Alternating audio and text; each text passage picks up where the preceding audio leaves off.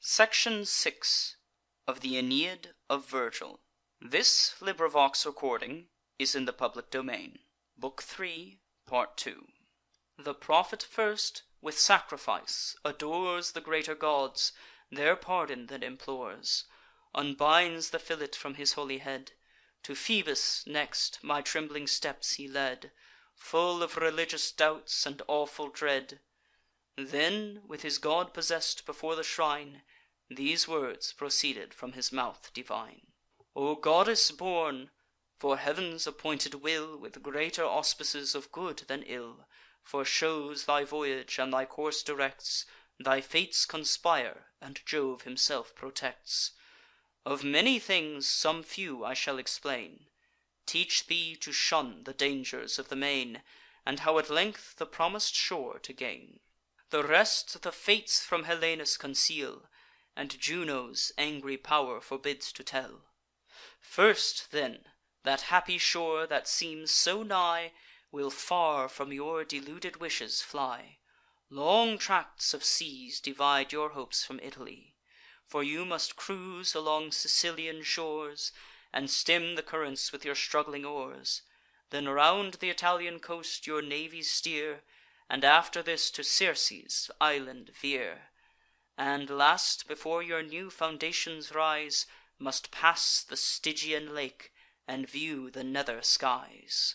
Now mark the signs of future ease and rest, And bear them safely treasur'd in thy breast.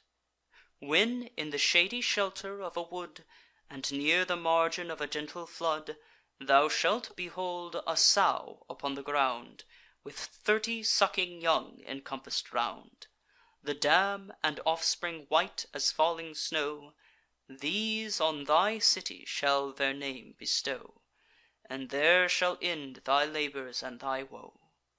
Nor let the threaten'd famine fright thy mind, For Phoebus will assist, and fate the way will find. Let not thy course to that ill coast be bent, Which fronts from far th' Epirian continent.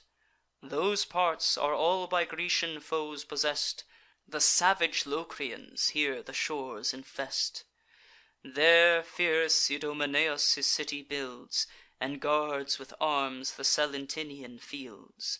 And on the mountain's brow Petilia stands, Which Philoctetes with his troops commands. Even when thy fleet is landed on the shore, And priests with holy vows the gods adore, Then with a purple veil involve your eyes, Lest hostile faces blast the sacrifice. These rites and customs to the rest commend, That to your pious race they may descend. When, parted hence, the wind that ready waits For Sicily shall bear you to the straits, Where proud Pelorus opes a wider way, Tack to the larboard, and stand off to sea. Veer starboard; sea and land, th' Italian shore, And fair Sicilia's coast, were one, before An earthquake caus'd the flaw. The roaring tides The passage broke that land from land divides; And, where the land's retir'd, the rushing ocean rides. Distinguish'd by the straits, on either hand Now rising cities in long order stand, And fruitful fields. So much can time invade The mould'ring work that beauteous nature made. Far on the right, her dogs foul Scylla hides; Charybdis, roaring, on the left presides, And in her greedy whirlpool sucks the tides, Then spouts them from below. With fury driven, The waves mount up, and wash the face of heav'n. But Scylla from her den, with open jaws, The sinking vessel in her eddy draws, Then dashes on the rocks. A human face And virgin bosom hides her tale's disgrace. Her parts obscene below the waves descend, With dogs inclos'd, and in a dolphin end. 'Tis safer then to bear aloof to sea, And coast Pachynus, tho' with more delay, Than once to view misshapen Scylla near, And the loud yell of wat'ry wolves to hear. Besides, if faith to Helenus be due, And if prophetic Phoebus tell me true, Do not this precept of your friend forget, which therefore more than once I must repeat. Above the rest great Juno's name adore; Pay vows to Juno, Juno's aid implore. Let gifts be to the mighty queen design'd, And mollify with pray'rs her haughty mind. Thus at the length your passage shall be free, And you shall safe descend on Italy. Arriv'd at Cumae, when you view the flood Of black Avernus, and the sounding wood, The mad prophetic Sibyl you shall find, Dark in a cave, and on a rock reclin'd. She sings the fates, and in her frantic fits The notes and names inscrib'd to leafs commits. What she commits to leafs, in order laid, Before the cavern's entrance are display'd. Unmov'd they lie; but, if a blast of wind Without, or vapours issue from behind, The leafs are borne aloft in liquid air, And she resumes no more her museful care, Nor gathers from the rocks her scatter'd verse, Nor sets in order what the winds disperse. Thus, many not succeeding, most upbraid The madness of the visionary maid, And with loud curses leave the mystic shade.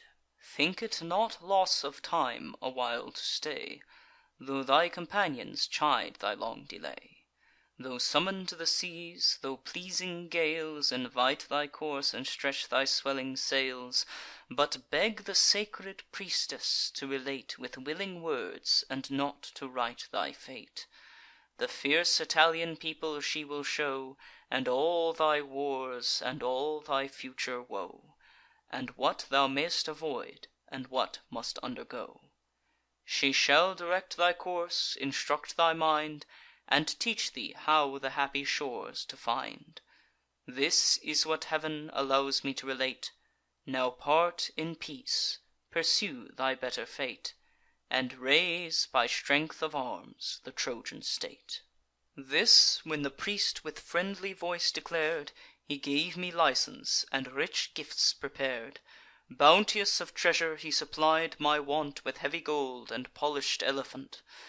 Then Doronaean caldrons put on board, And ev'ry ship with sums of silver stor'd. A trusty coat of mail to me he sent, Thrice chain'd with gold, for use and ornament. The helm of Pyrrhus added to the rest, That flourish'd with a plume and waving crest. Nor was my sire forgotten, nor my friends; And large recruits he to my navy sends. Men, horses, captains, arms, and warlike stores, Supplies new pilots, and new sweeping oars. Meantime my sire commands to hoist our sails, Lest we should lose the first auspicious gales. The prophet bless'd the parting crew, and last, with words like these, his ancient friend embrac'd: "Old happy man, the care of gods above, Whom heav'nly Venus honour'd with her love, And twice preserv'd thy life, when Troy was lost, Behold from far the wish'd Ausonian coast.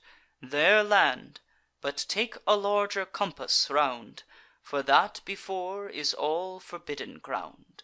The shore that Phoebus has design'd for you At farther distance lies, conceal'd from view. Go happy hence, and seek your new abodes, Blest in a son, and favour'd by the gods.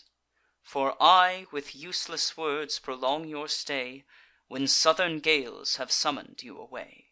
Nor less the queen our parting thence deplor'd, Nor was less bounteous than her Trojan lord.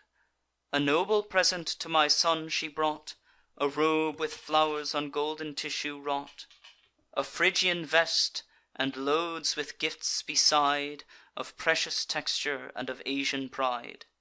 "Accept," she said, "these monuments of love, Which in my youth with happier hands I wove.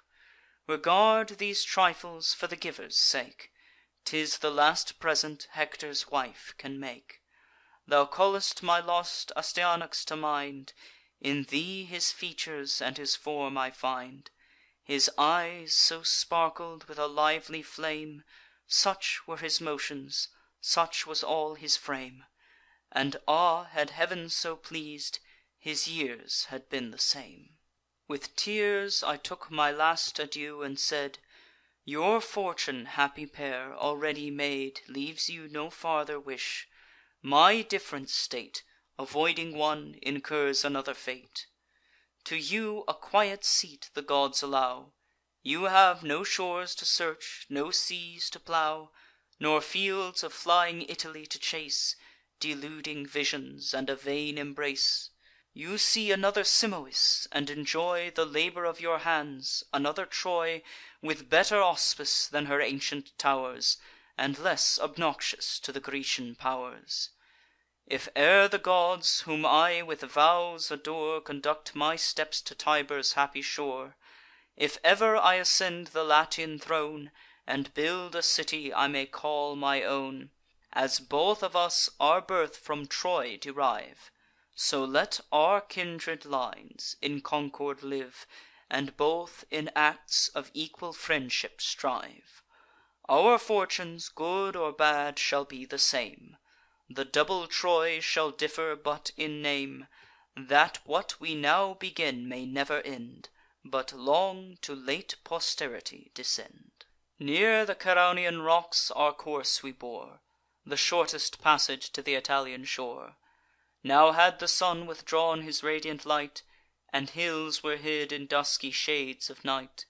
We land, and, on the bosom of the ground, A safe retreat and a bare lodging found. Close by the shore we lay; the sailors keep Their watches, and the rest securely sleep. The night, proceeding on with silent pace, Stood in her noon, and view'd with equal face Her steepy rise, and her declining race.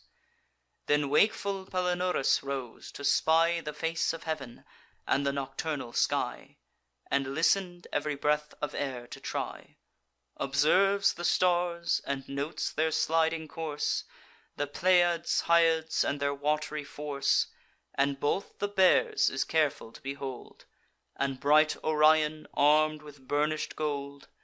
Then, when he saw no threat'ning tempest nigh, But a sure promise of a settled sky, He gave the sign to weigh: we break our sleep, Forsake the pleasing shore, and plow the deep. And now the rising morn with rosy light Adorns the skies, and puts the stars to flight; When we from far, like bluish mists, descry The hills, and then the plains of Italy. Achates first pronounc'd the joyful sound; Then "Italy!" the cheerful crew rebound. My sire, Anchises, crown'd a cup with wine, And, off'ring, thus implor'd the pow'rs divine: "Ye gods, presiding over lands and seas, And you who raging winds and waves appease, Breathe on our swelling sails a prosp'rous wind, And smooth our passage to the port assign'd."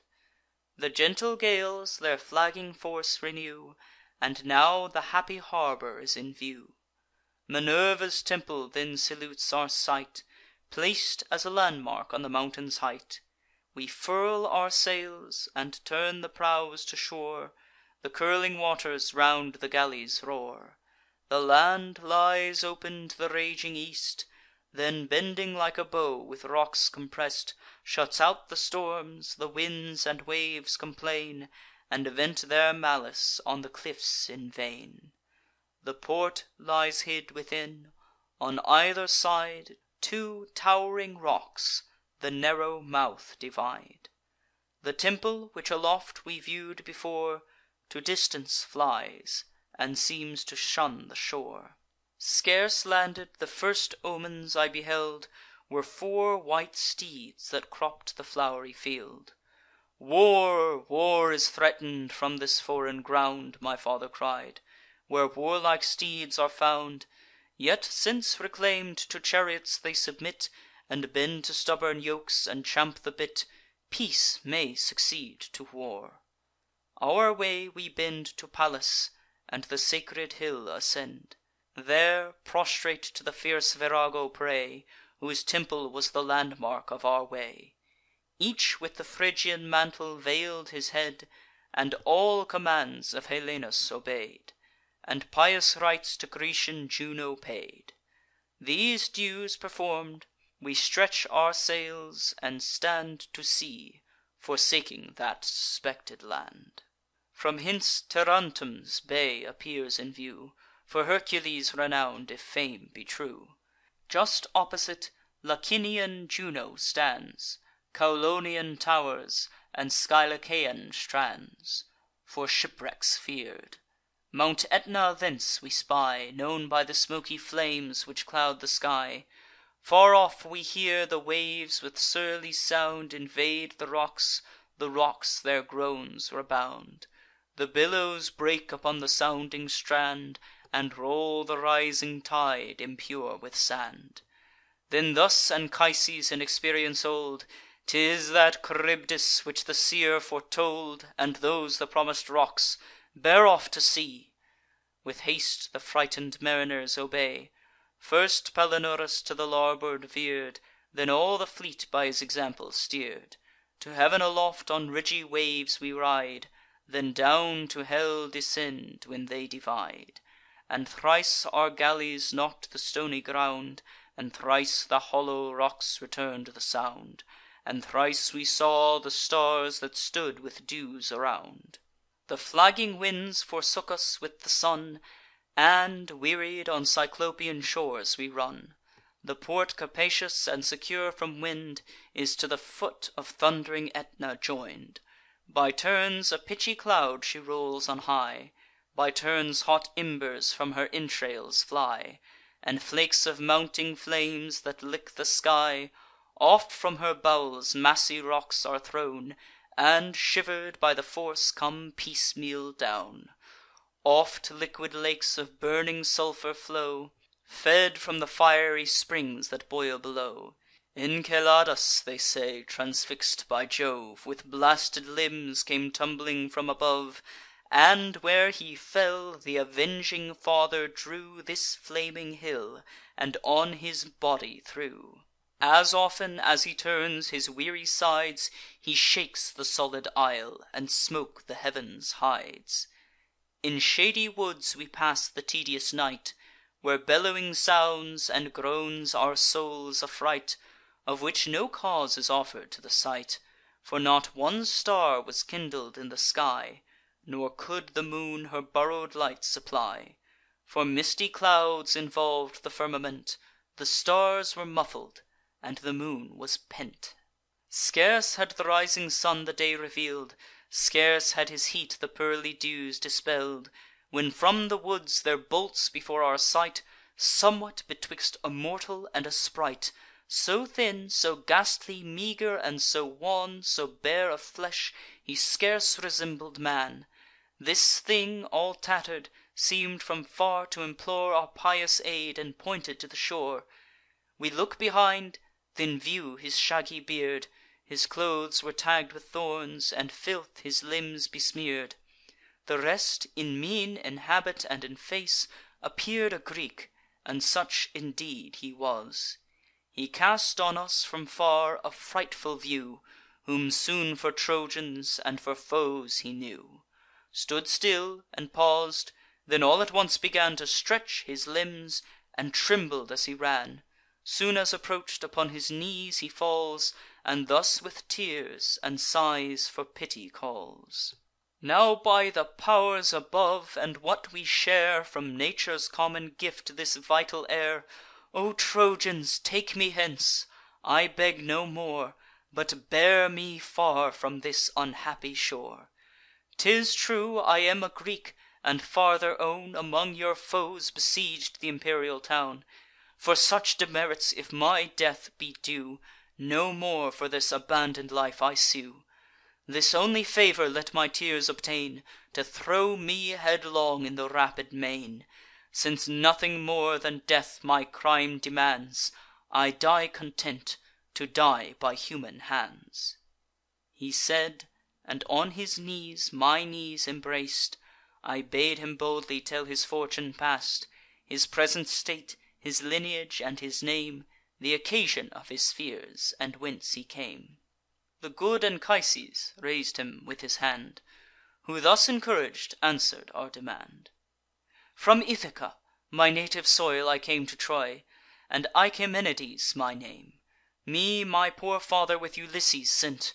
O had I stay'd, with poverty content! But, fearful for themselves, my countrymen left me forsaken in the Cyclops' den. The cave, tho' large, was dark; the dismal floor was pav'd with mangled limbs and putrid gore.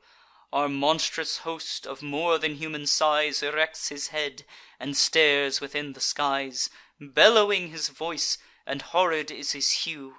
Ye gods, remove this plague from mortal view! The joints of slaughter'd wretches are his food, and for his wine he quaffs the streaming blood. These eyes beheld, when with his spacious hand he seiz'd 2 captives of our Grecian band.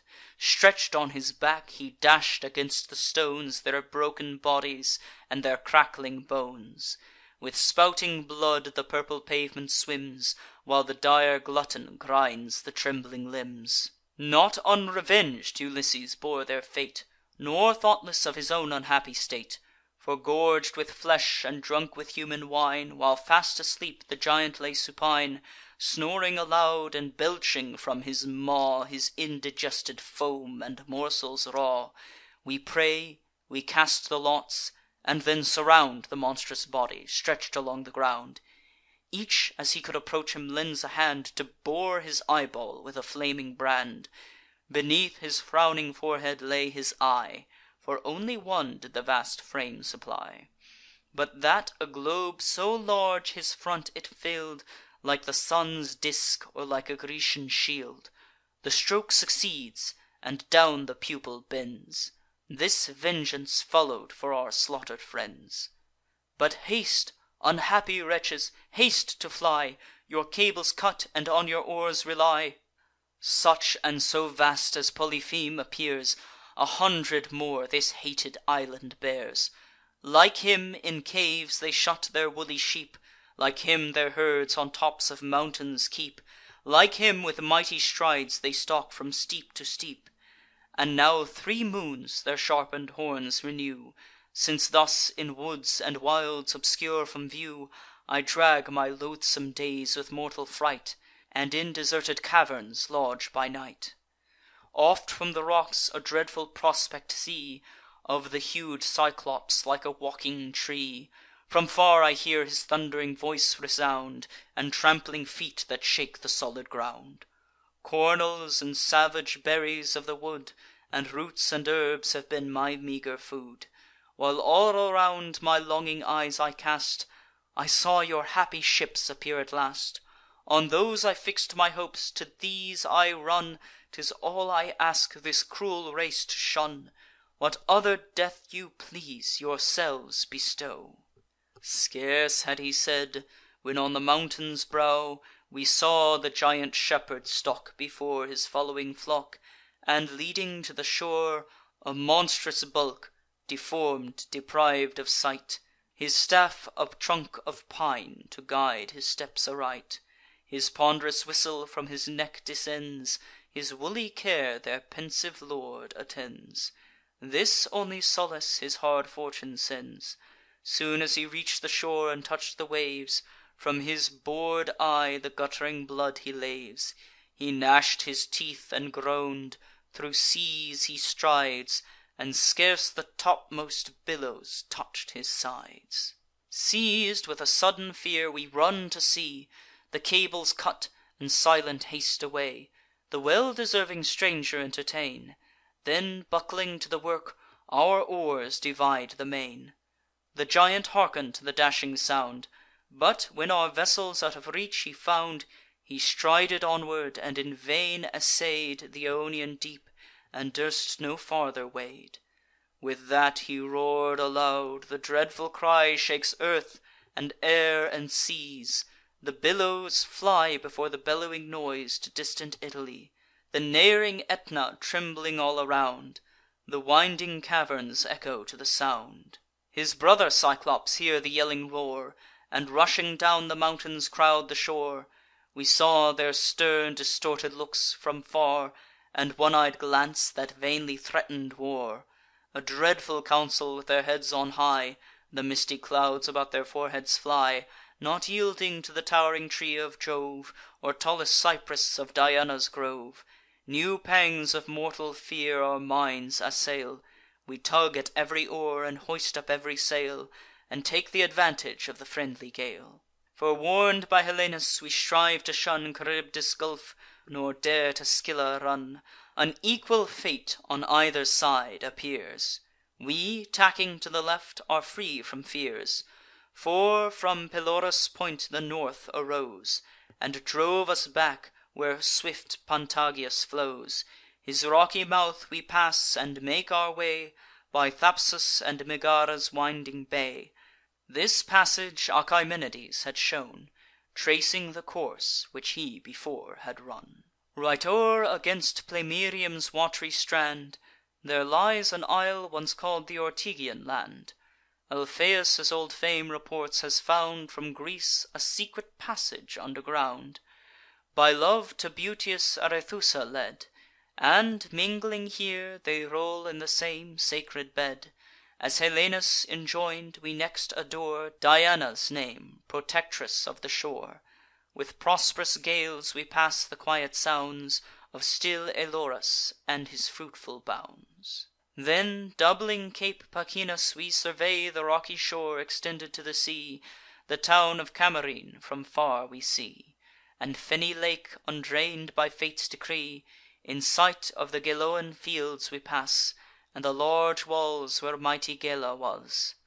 Then Agragas, with lofty summits crown'd, Long for the race of warlike steeds renown'd. We pass'd Selinus and the palmy land, And widely shun the Lilybaean strand, Unsafe for secret rocks and moving sand.